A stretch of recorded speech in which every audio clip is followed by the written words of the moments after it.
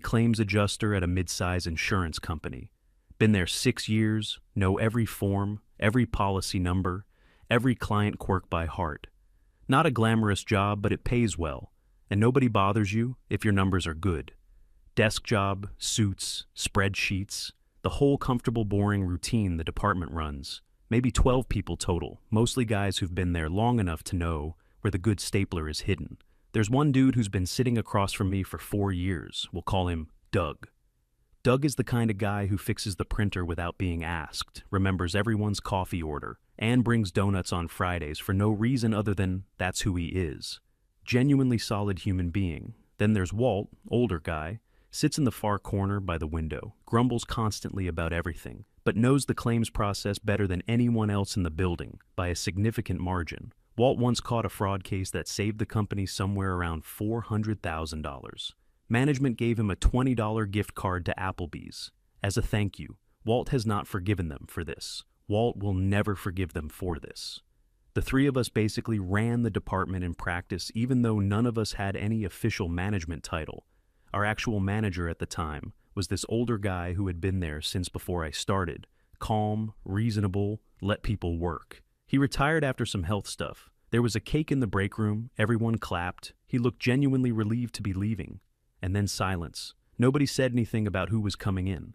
Next, HR sent an email a week or so later saying a new team lead would be joining us soon, and that we should all be prepared for what they described as a refreshing shift in team culture. Doug read that email, looked at me, and didn't say a word.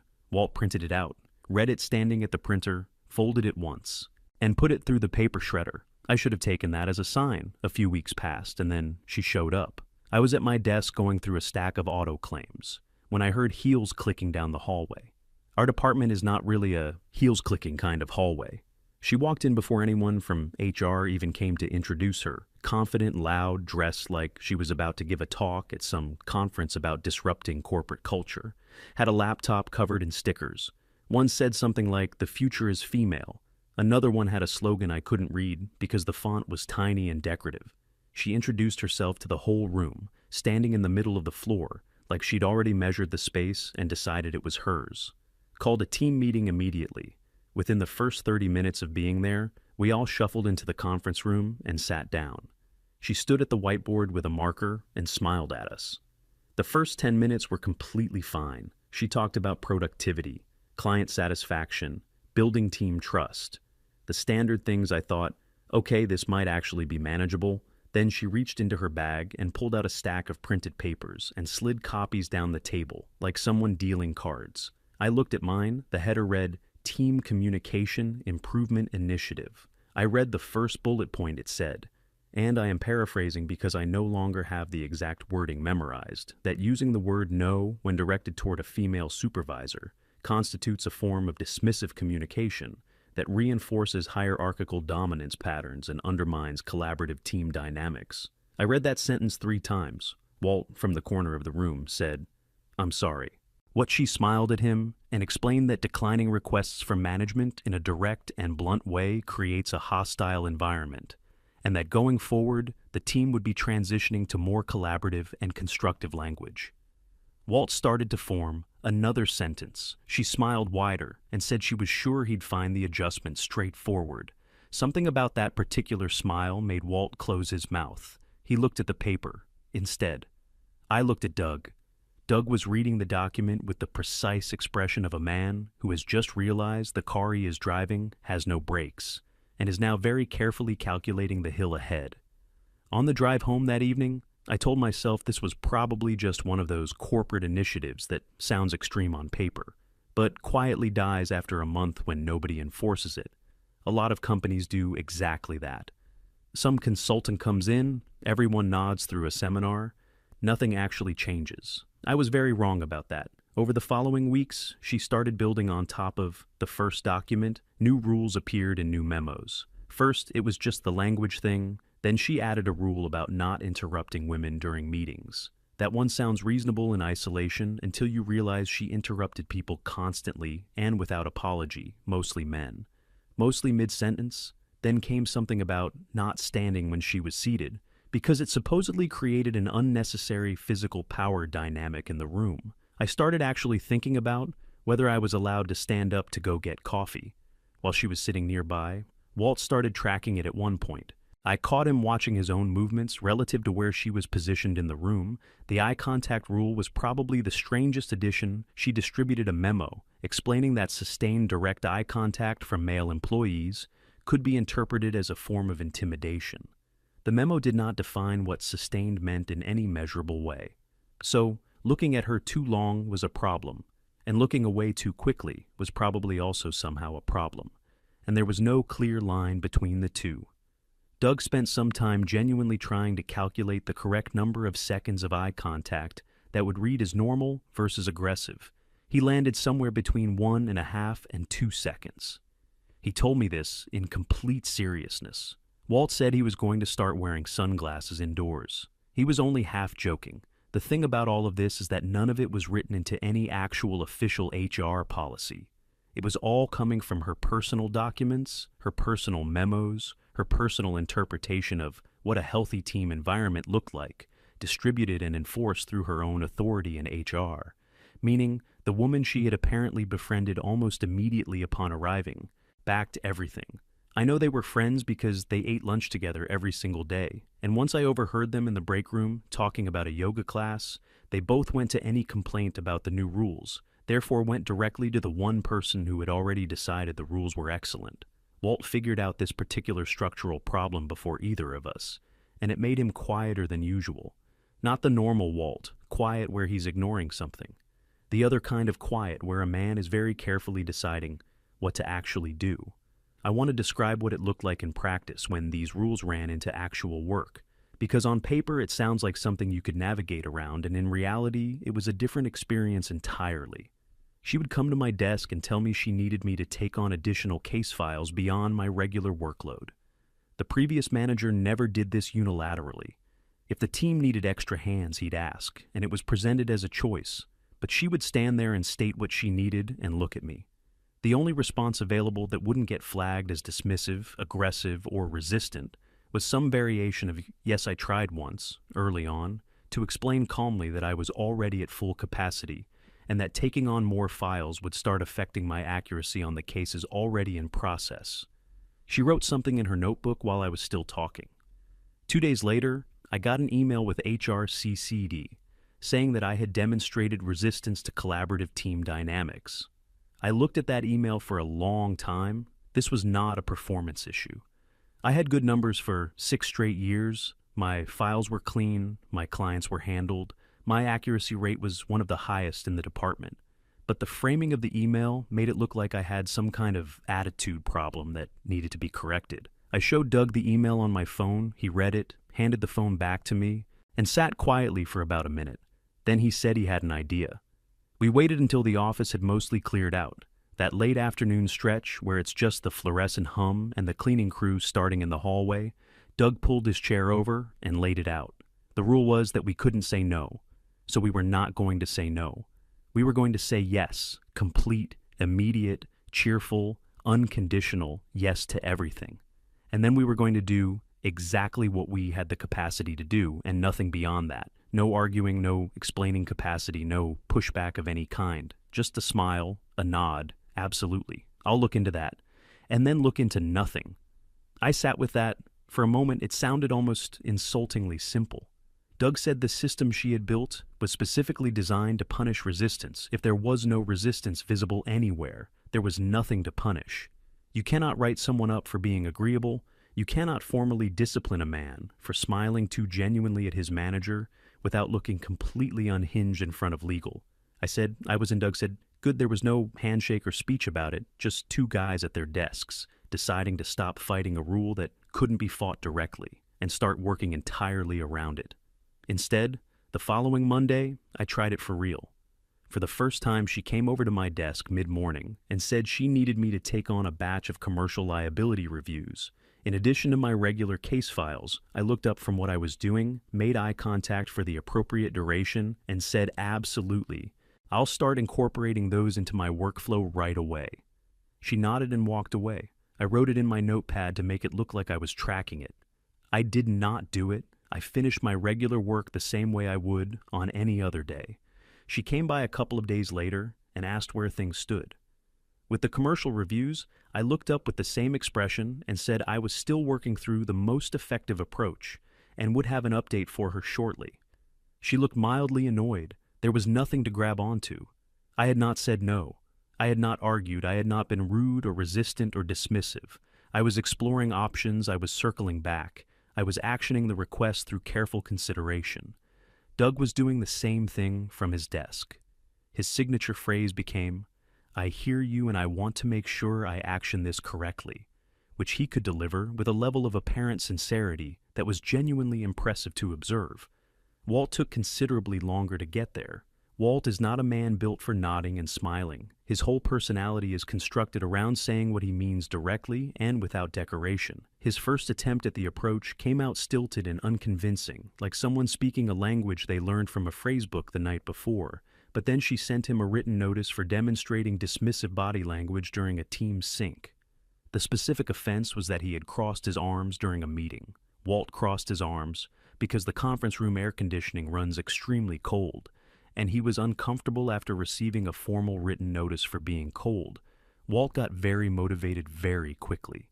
I watched him practice the smile at his desk when he thought no one was paying attention. Sitting there, looking at his monitor, just running the expression on his face and adjusting it, the man was genuinely rehearsing a neutral smile, the way someone rehearses a presentation. By the end of that week, all three of us were running the same approach. The rest of the team picked up on something shifting in how the three of us were operating, but nobody asked direct questions about it. A couple of the other guys started mirroring the pattern without anyone explaining anything explicitly. It just spread the way things spread in a small office when people are paying close attention. And the reason for the behavior is obvious enough that it doesn't need words. She noticed me first out of all of them. I think it was because the others had small visible seams in the performance. Doug's smile occasionally went slightly too wide, the specific expression of a man holding a poker face just past the natural limit. Walt's version still carried a faint controlled edge to it, this compressed flatness that, if you had spent any time around him, you recognized as not quite his real face, but somewhere along the way, I had apparently landed on something that read as genuinely calm rather than performed calm. It wasn't even strategic on my part. I had just gotten tired of being stressed about the whole situation, and at some point, the external version of me matched what was actually happening internally, which was mostly exhausted indifference. She started directing questions at me more often during meetings, checking in with me specifically, calling on me by name, watching my face while other people were talking. I think she was looking for the fracture line. She would ask something pointed and then hold eye contact waiting for a reaction. She got the same face every time, attentive, interested, completely empty of anything she could use. She asked me once directly in front of the full team whether I personally believed male employees had a responsibility to actively support female leadership. I said yes, absolutely. That a strong team dynamic required genuine contribution from everyone and that I was committed to. That she waited like she expected something else to follow. Nothing came. She moved on after the meeting. Walt caught me in the hallway and said, "Nice, just that single word." Then went back to his desk a few days after that. She called me into her office for a one-on-one. She had her notebook open and told me she had concerns about my engagement levels. I asked her to walk me through what she meant by that. Specifically, she said she felt I wasn't bringing genuine energy to the team. Initiatives I asked, which initiatives in particular she would like me to focus on more actively. She didn't have a specific answer ready for that. She pivoted and told me she was also concerned that my general positivity might be coming across as insincere to some people. I want to make sure I understood that correctly. So I asked whether she was saying that having a positive attitude was creating a problem. She said not exactly, but that it could be perceived by some as a form of passive resistance. I told her I would absolutely take that feedback seriously and reflect on how I was showing up and make sure I was being as authentic as possible in my interactions. She wrote in her notebook. I sat and waited. Eventually she said, that would be all. I thanked her for taking the time and left. When I got back to my desk, Doug glanced over and raised his eyebrows. I gave him a small shrug. He mouthed the word, and I mouthed back nothing. He exhaled slowly through his nose and returned to his monitor. Then she tried to make something official out of it. She submitted a formal complaint to HR, which the HR woman forwarded to me with a note saying I was being asked to respond. in writing the complaint, stated that I had demonstrated sustained passive resistance through performative compliance, and that my behavior constituted a form of workplace undermining performative compliance. I read that phrase probably 6 or 7 times. She was saying that agreeing with her too smoothly was itself a form of breaking the rules. She was saying that following the guidelines too well was actually a violation of the guidelines. I took my time writing the response. I said I had consistently made every effort to meet all team communication guidelines, that I welcomed any specific examples of tasks I had failed to complete or conduct that had fallen outside acceptable professional behavior, and that I remained fully committed to contributing positively to the department and to the team. I attached 2 months of completed case files. My numbers were clean, everything filed correctly, everything within appropriate timeframes, everything exactly where it needed to be. HR sat on the complaint for a while, and then nothing happened. No formal action, no follow-up meeting. Nothing, because there was genuinely nothing to formally act on. A man who smiles at his manager and files his work correctly is not a disciplinary case, no matter how you frame the complaint. Walt, after I told him about it, said that if she tried to formally discipline someone for being too agreeable, she would have to explain her reasoning to the director, and then potentially to legal. He said this with the specific dry satisfaction of someone watching a badly constructed plan begin to fall apart. I told him to keep his voice down. He kept his voice down, but he kept the satisfaction. Around this time, the smaller absurdities started piling up in ways that would have been funny if we weren't living inside them. She introduced a weekly check-in format for team meetings, where every person had to share one thing they were grateful for before we could discuss actual work. Walt's first contribution was that he was grateful the coffee machine had been restocked with dark roast. She wrote something down his second week. He said he was grateful for the clear weather. She asked him to try to make it more personal and team-oriented. He said he was grateful for his colleagues. She seemed satisfied with that. Doug started rotating through an extremely consistent set of answers that were technically heartfelt and also said nothing. Things like, "I'm grateful for the chance to grow professionally," or "I appreciate the opportunity to serve our clients well." She always nodded at these like they were meaningful. There was also a new protocol around how you raised concerns in meetings. You couldn't just say there's a problem with this approach. You had to frame everything as an opportunity for collaborative exploration. So instead of saying this deadline is not realistic, you were supposed to say something like, "I'm wondering if we might explore alternative timelines that allow for optimal quality delivery." Walt once spent 45 seconds constructing that exact sentence in real time during a meeting, while the rest of us watched his face during those 45 seconds was completely neutral. Doug had to look at his notes. I looked at the whiteboard. The meeting continued. No timeline was changed. The situation with the client is where the whole thing started moving towards something that couldn't be contained. She had been pushing to bring in a larger corporate account, the kind of business that would raise the department's profile and also look good, specifically for her. She landed it after a few conversations with people upstairs. There was an initial meeting scheduled with the client to walk through the scope. Me, Doug, and Walt were in the room because we were the senior people on claims, and this was a claims-heavy account. The client sent 2 people, both clearly had done their homework, asked specific questions, knew what they were talking about. She ran the meeting from her end. Things went fine for a while. Then they asked about the timeline for processing a full portfolio review. This is not a simple task. It involves hundreds of policy documents across multiple coverage types, cross-referencing with prior claim histories, checking for inconsistencies, building out a summary report that holds up to scrutiny. A job like that done correctly and without cutting corners takes a minimum of 3 months, probably closer to 4 if the portfolio has any unusual elements. Everyone in that room who actually knew the work understood this. She looked at me from across the table. She asked whether the team could turn around the full review in 1 month. I kept my expression level and said we would do everything possible to meet client needs and deliver at the highest standard. She turned to the clients and said, 1 month, guaranteed. Doug, sitting diagonally across from me, blinked once very slowly, like a man watching something fall off a shelf in slow motion. Walt was looking at his pen. I looked at the wall behind the client's head for a second, and then back to the table. Nobody said anything else about the timeline in that meeting. Everyone shook hands at the end. The clients left, and we rode the elevator back up in silence. I watched the floor numbers change. Doug looked at his phone without actually reading anything on it. Walt looked at the ceiling with an expression that on anyone else would look like mild curiosity. But on Walt means something different. None of us said a word. We all already knew what was coming. The month went exactly the way. A month like that goes. We processed what we could process correctly. We did not rush things in ways that would introduce errors, because errors would create a different and worse problem down the line. At the end of the month, the portfolio review was somewhere around 30% complete. The client called the director. I know because the office developed a specific kind of atmospheric pressure that afternoon.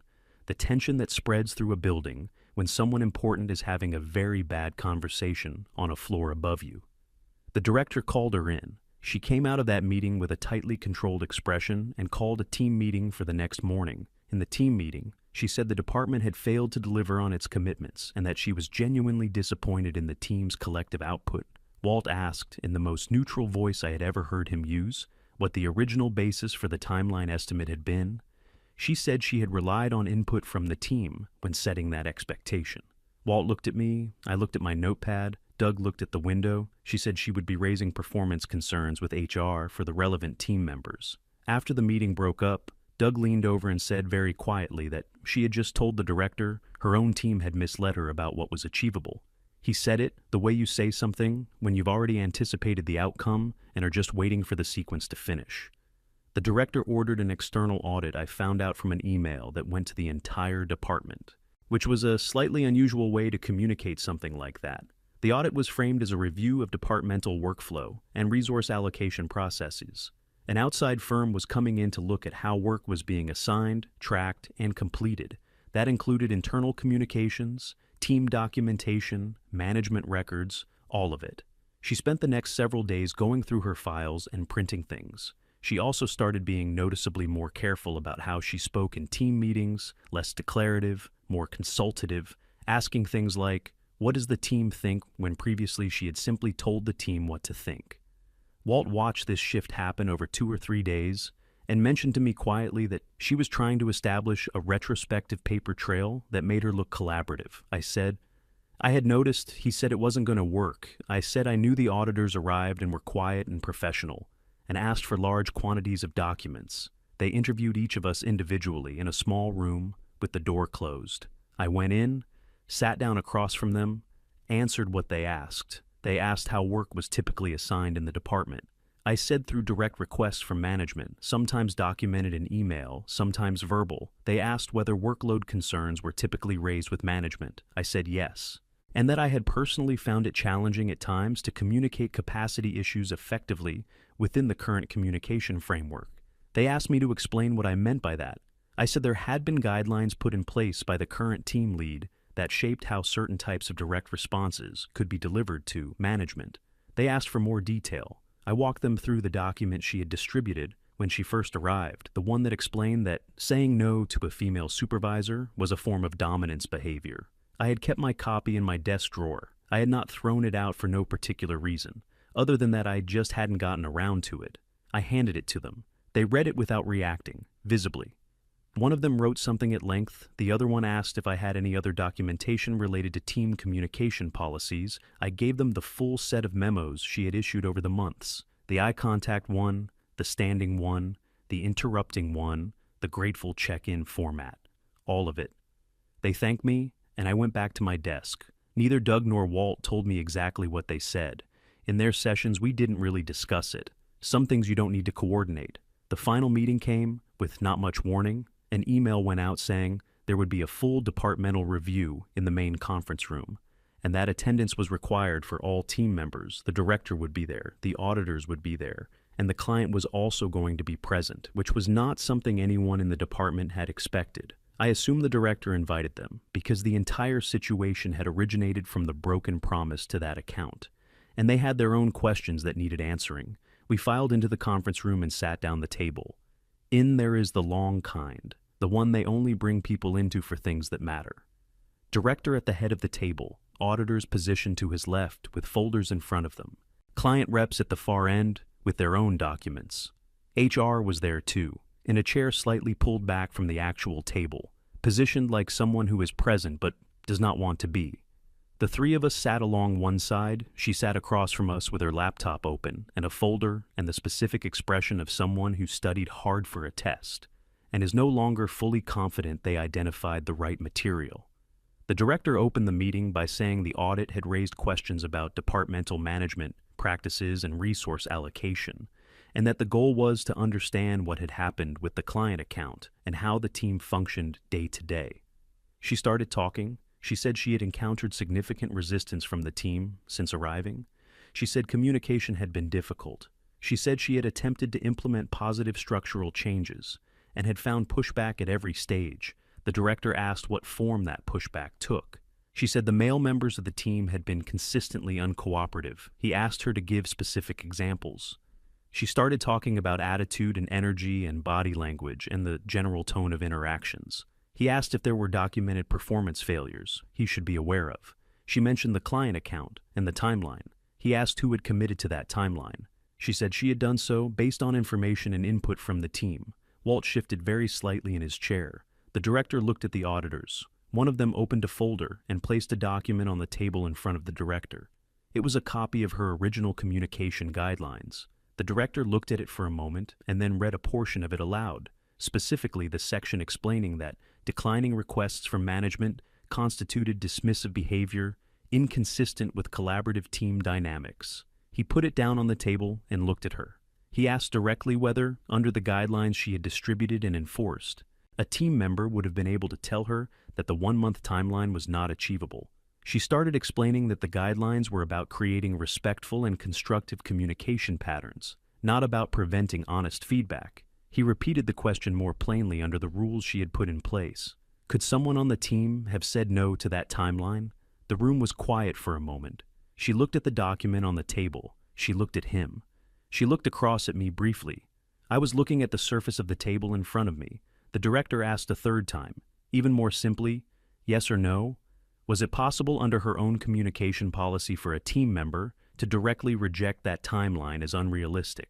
She did not answer. One of the client reps at the far end of the table said something quietly to the other one. The auditor wrote something in the folder. The director sat back and said they would continue the conversation. Privately, the meeting was over. People stood. The room broke into smaller conversations near the door. She was standing next to her chair and not talking to anyone. I collected my things and walked out without looking back. The week that followed was quiet in the specific way that comes after something loud. There were closed-door meetings I wasn't part of, a few of them running long. HR seemed to be away from their desk. For extended stretches, she was still physically in the building for most of that week. But she didn't call any team meetings and the memos stopped completely. Walt told me he'd heard from someone in accounting that the director had been on the phone with the legal department.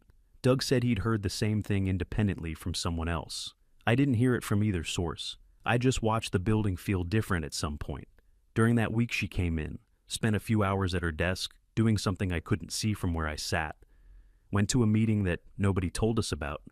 Came back, put her laptop into its bag along with a framed photo from her desk and a small plant, and left no announcement, no email to the team, no speech, no cake, just there and then not there. The HR woman got quietly reassigned to a different office location. I found out when her name stopped appearing in the internal directory for our floor. The director held a short team meeting a few days after he kept it brief and practical. He said the department would be moving through a management review period and that in the meantime the senior team members should continue operating as they had been prior to the disruption. He said direct communication was expected and encouraged at all levels. Going forward, he said that any workload concerns should be raised immediately and clearly without hesitation. When he said that last part, he looked around the table. Nobody said anything dramatic. Walt gave a single slow nod. Doug wrote something in his notebook. I said, understood the director, thanked everyone for their patience, and left the room. People pushed chairs back and headed out. Doug stopped at my desk on the way back to his and set a coffee down without saying anything. It was from the place down the street, not from the machine in the break room. He went back to his seat. Walt was putting his jacket on at the far end and glanced over. Once didn't say anything, didn't need to. Just the kind of look that carries enough weight without requiring words to hold it up. I drank the coffee and opened my case files, auto claims, liability reviews, commercial policies. The same ordinary stack that had been there before. Any of this started, I worked through them the same way I had for 6 years. Except now when I had too many, I said so directly, and nobody sent me an email about it afterward. I've thought about what that whole period actually was when I try to describe it to people who weren't there, not in terms of office politics or strategy or any of that framing, just in terms of what it felt like from where I was sitting on a regular Tuesday going through insurance paperwork. It wasn't satisfying in any clean way. None of it felt like winning, because it was never supposed to be a competition in the first place. It was just work. And then someone arrived and spent 6 months turning the work into something else. The system she built was specifically designed so that any disagreement could be labeled as the problem. If you pushed back, you were aggressive. If you said no, you were domineering. If you pointed out something was unrealistic, you were resistant to female leadership. The only way through it without becoming the villain in her version of events was to stop giving her anything visible to point at. So, I don't know what she actually believed about what was happening in that department, whether she genuinely thought we were coordinating against her, or whether she knew on some level that she had built something that didn't function and couldn't acknowledge it. She was so committed to the idea that any friction she encountered was men being threatened by her authority that she never seriously looked at whether her authority was producing anything useful. The project failed because she made a promise to a client that she didn't understand, was impossible, and the people who understood it was impossible had been specifically trained not to say. So, that isn't a story about men resisting a woman in charge. That's a story about a person who constructed a system that made it structurally impossible for anyone to tell her the truth, and then was genuinely surprised when the truth showed up anyway in the form of 2 auditors with a folder and an unhappy client. At the end of a very long conference table, she called it toxic positivity. Once, the thing I was doing, I thought about that phrase for a long time. After the idea that a man being calm and cooperative and continuing to do his job correctly was somehow a form of toxicity. What she actually wanted was something that read more like visible deference, not just compliance, but a certain kind of energy in the room that reflected her authority back at her. And when she didn't get that energy, when she just got quiet, men filing their work correctly and smiling at the appropriate intervals, she didn't know what to do with it. There was nothing to fight, so she tried to manufacture something to fight. The formal complaint about performative compliance was her attempting to create a conflict out of the absence of conflict. Because the absence of conflict was the thing confusing her, I'm not angry about any of it anymore.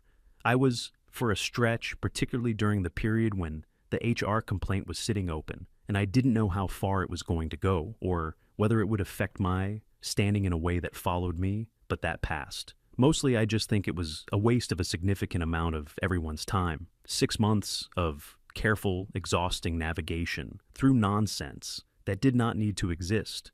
A client relationship that got damaged because someone made a guarantee they didn't have the knowledge to back up a department that ran well and then ran badly and then ran well again. The only real cost was the months in between. Doug still sits across from me, still brings donuts on Fridays.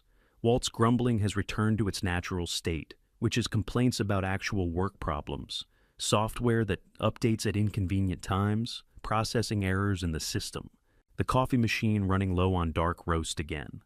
Normal grumbling, the healthy kind that means someone gives enough of a damn about the work to be annoyed when it doesn't function. Right? I still have a copy of the original communication guidelines in my desk drawer, not because I kept it strategically, I just never threw it out. And at some point, it stopped mattering, whether I did. Every so often I open the drawer for something else and see it sitting there under some other papers. A printed document explaining that a man saying no to his manager is a form of aggressive dominance behavior and must be replaced with more collaborative language. I think about what it actually costs when the person running something becomes more interested in controlling how the room feels than in whether the room produces anything real. Then I close the drawer and I go back to the claims. MFW, the auditor's final report, described the management approach as creating structural barriers to accurate operational feedback. That's the formal written way of saying she built a system that made it impossible for anyone to tell her she was wrong. MFW, when the rule designed to silence the men in the room, became the single document that ended her time. It didn't argue, didn't fight, didn't do anything except smile and let the work be the work and wait for the truth to catch up on its own timeline. The truth always catches up. It just needed some time and a client on a very bad phone call and 2 auditors with a folder and 1 printed memo that somebody kept in a desk drawer for no particular reason at all.